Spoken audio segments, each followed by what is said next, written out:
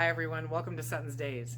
Today I have a money saving video for you, okay? This is one example of how we are saving some money and putting food in jars.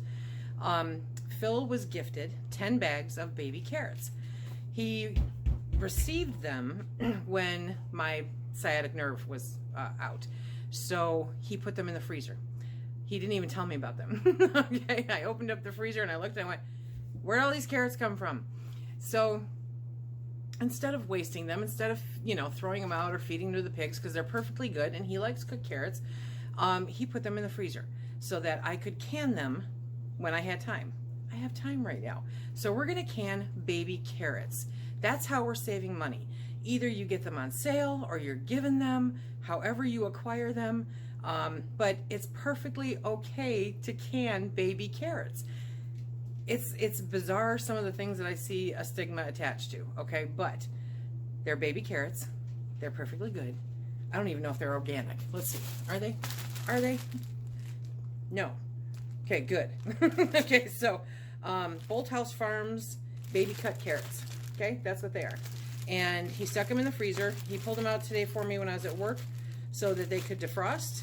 And now we're going to stick them into jars. We're going to can these with our homemade onion soup mix. Link up above and down below. Check that out. It'll save you a ton of money instead of going and buy the boxes. We're going to can these up. I'll show you how we do it and how we save some money. Here I have a bag of carrots. I'm pulling a bowl aside just to put them in the bowl, which I think will make it easier to put them in there. Now, when you freeze the baby carrots like this, okay, some of them will start to turn brown. I don't know if you can see that. There's nothing wrong with them. They're still perfectly good. They were not brown when they were in there, but there's something about freezing it that made them turn brown. I don't know why. I don't know why. Now, let's see. Yeah, they're just soft. I think the browning actually happened when they started defrosting. So, I'm going to, these are still partially frozen, as you can see. So I'm going to separate them to the best of my ability, drop them into jars. I pulled out 20 jars, ran them through the dishwasher this morning. There we go. And I'm going to do my best just to stuff as many as I can. This is essentially one serving for Phil.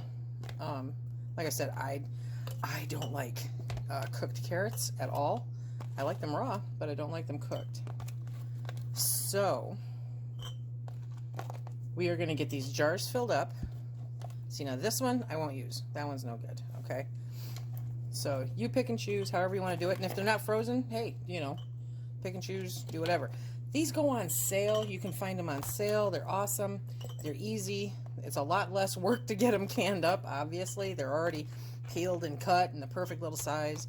A lot of people like baby carrots. And like I said, I've seen a stigma about, oh, I can't believe she canned baby carrots. Okay, get over it. Because I have. It's a carrot. It's food. And I would rather can them than throw them out. So that is what we are doing. Okay. These are just like canning any other carrots. I actually reached out to Mandy and Heather because I went, I can't remember. I was driving at the time. I said, I can't remember if I'm supposed to blanch these or not. No, you're not. Luckily my girls were there. Because if they weren't, I would have had to look it up, which is not a big deal. But you just take the carrots. Now, if you're buying regular carrots that you have to peel, go ahead and peel them, cut them into the size that you like. I may have to run some of these underwater. And you'll notice, because these are frozen, I am cold packing all of these, okay? Which means I am not going to add hot water to them, because that would possibly cause a bit of a shock to the jar and have it explode. And I kind of like these jars. Matter of fact, when I was setting them up for this, I'm like, oh, look at an old, where is that? It's right here. Nope, that's not it. Where is it? Where is it, Lise? There is an old Atlas jar in here someplace. Did Phil move this around on me when I was at work? I don't know. But somewhere in this mix is an old ball Atlas jar. And I was just so excited. I have no idea where it went to. See, these ones, I'm going to have to run them underwater in order to separate them. So, because, and I digress, because these are cold, partially frozen carrots, I am not going to add hot water. I'm going to add cool water. And that way I don't have any shock. I also have cool water in my canner so that, again, there's no thermal shock happening. Okay, so let me get these filled and we'll get back for the onion soup mix. I did forget to mention, as you are stuffing your jars, you want to make sure you're leaving an inch headspace or enough room for an inch headspace after you add your liquid. So I'm making sure not to go past the bottom rim here. Now I'm going to grab my onion soup mix. Again, the link is in the information cards and it is in the description box below. And I'm going to put a tablespoon of the powder onion soup mix in each one of these, at least until I run out. I might not have enough for all of them. I love a good surprise when you go to grab carrots and you're like, oh, these have onion mix. Oh, no, they don't. So we shall see, because I'm not making any more right now. I might have to make more if I'm going to use it for cooking, but for the purpose of the carrots, I think we're good. Okay, so that's what I'll do. Half of these will be with the onion soup mix, and half of them will not. Okay. Ha ha ha. Now, remember, my carrots are very cold, and I need the water to be cold. So I filled up my coffee pot with cold water, and I'm just going to pour in the water, giving it an inch headspace. Probably got that right in front of you, don't I? Giving it an inch headspace, and there we go.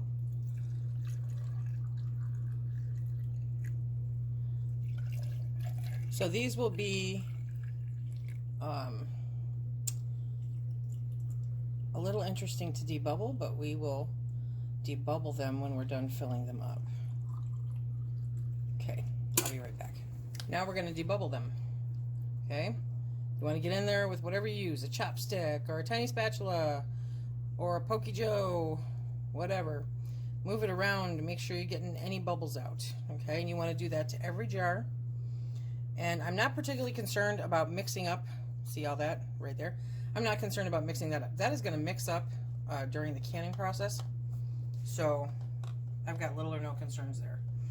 But you want to definitely debubble. That also helps settle everything down into the jar because you're freeing up that space to make sure there's no bubbles under there. Gives you a chance to double check your headspace. Out of 20 jars, I used 9 bags, by the way. So 9 bags of baby carrots filled 20 jars, 20 pint-sized jars for me. And like I said, this is the perfect serving size for Phil. So it works out really good. If you have a larger family, then quarts obviously would be good.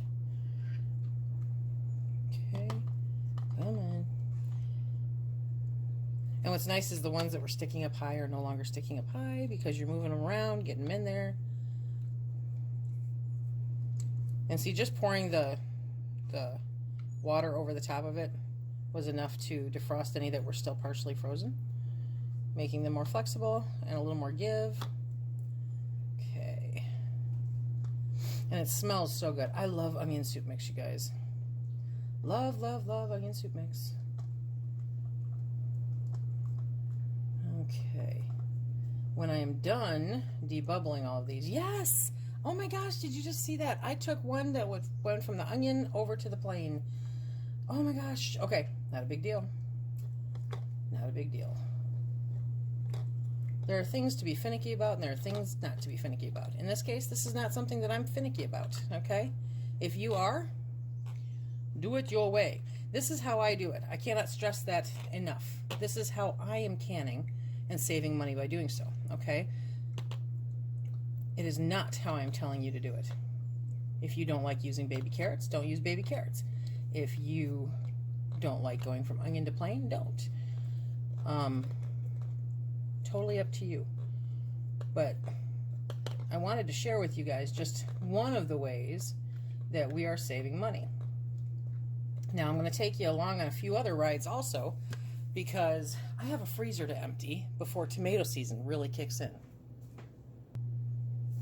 Okay, just like I normally do, now it's time to grab my handy dandy bottle of vinegar, some paper towel, and we're going to get those rims wiped off.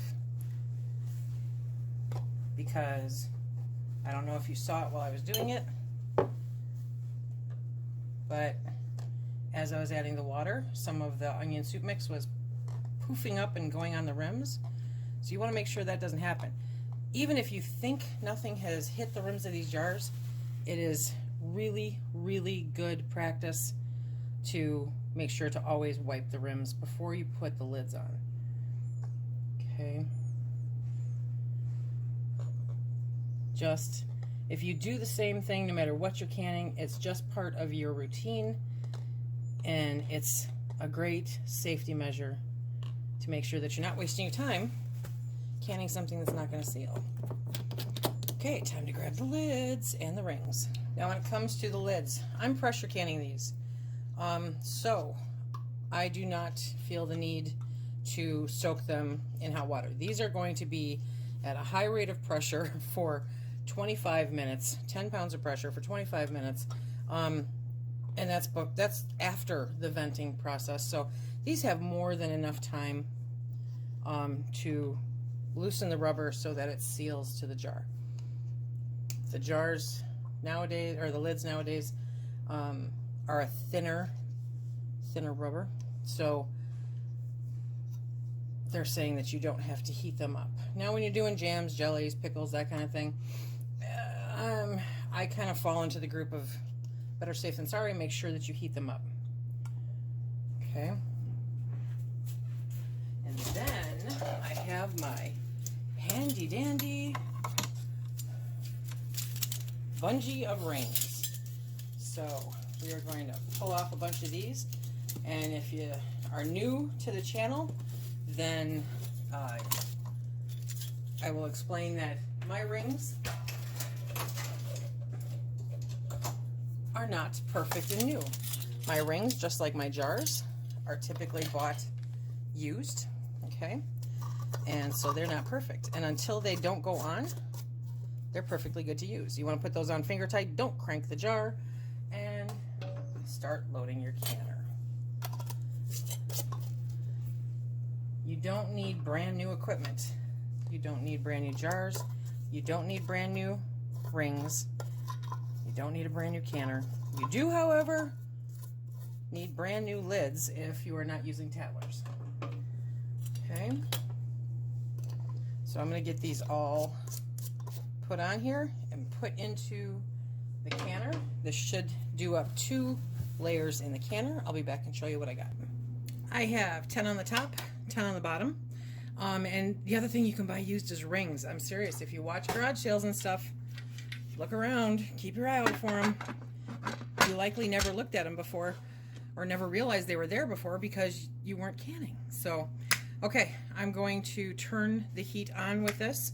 And when it starts venting, I'm going to let it vent for 10 minutes and then put my weight on. And we're going to pressure can this for 25 minutes at 10 pounds of pressure. I was gifted this lovely 10-pound weight, and that is what I'm going to use instead of the gauge for measuring this because I'm multitasking today. So, ready, set, go. Okay, so here we are, 25 minutes. We're going to turn off the heat, and we're going to let this come down, and then I'll be back when we pull out the jars. Okay, so the pressure went down. I've let it sit for, I don't know, 5-10 minutes. And now I'm going to get the lid off. Always open it away from you because of the steam.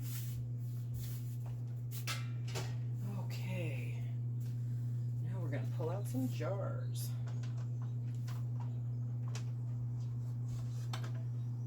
There we go.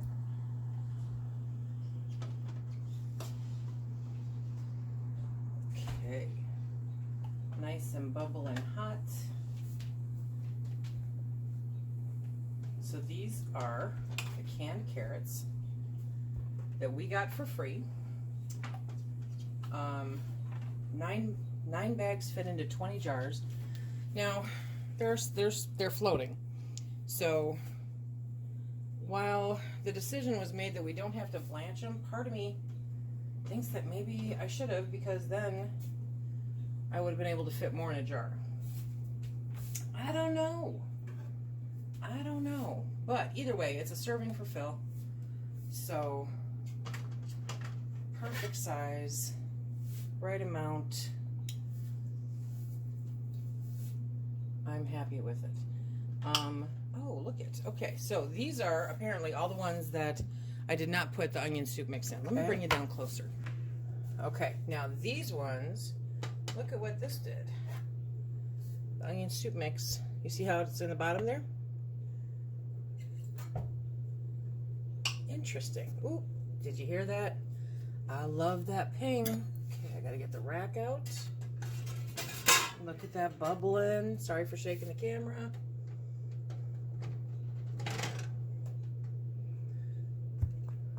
Okay, we're gonna get the rest of these out.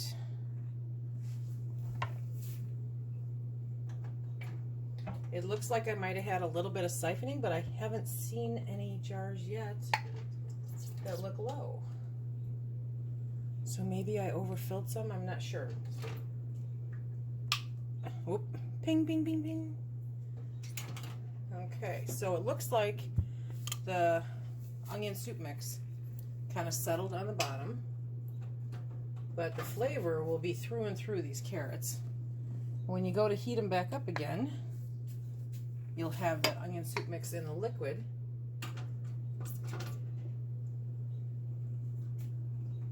To add that extra bit of flavor. Ooh, see, now if you eat potatoes, you can add some cooked potatoes with this.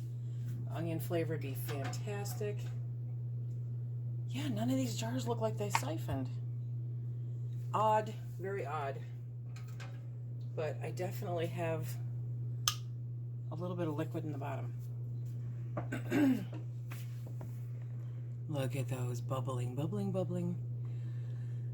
Okay, so that is our money saving. An average bag in our area of those carrots, I'm gonna say, is around $2.40.